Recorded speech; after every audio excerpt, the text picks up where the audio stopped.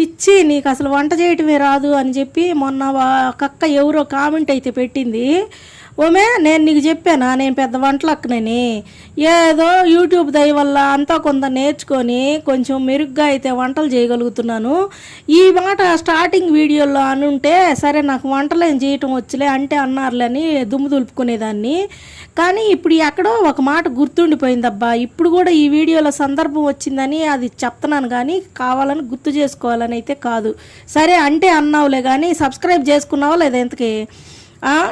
సరే ఆ విషయం పక్కన పెడితే ఈరోజైతే మా సారు క్యారేజ్ తీసుకెళ్ళాల. నేను ఒక్కదాన్నే ఏం వండుకోవాలని ఆలోచిస్తుంటే సోయా చంక్స్ తినాలనిపించి ఈ రకంగా అయితే వండుకుంటే అవి తిన్నట్టుంటుంది, కొంచెం ప్రోటీను, ఇది కడుపు నిండిద్ది కదా అని చెప్పి ఈ వెజిటబుల్ రైస్ లాగా ఒక బంగాళదుంప వేసి ఉల్లిపాయ పచ్చిమిరపకాయ టమాటా అన్నీ వేసి కొంచెం మసాలా అల్లం వెల్లుల్లి పేస్ట్ అన్నీ వేసి చేసుకున్నాను.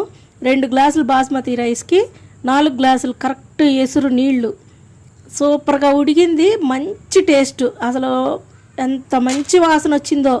ఊరక నా వీడియోలు చూడకుండా తెలియకుండా నేను వంటలు ఎట్ట చేస్తానో నాకు రాదని అట్ట డిక్లేర్ చేయబాకండి అబ్బా ప్లీజ్. సరేలే ఏం కాదు కానీ అంటే అన్నారు. లైక్ చేసి షేర్ చేసి మా ఛానల్ని ఒకసారి విజిట్ చేసి సబ్స్క్రైబ్ చేసుకొని సపోర్ట్ చేయండి రా.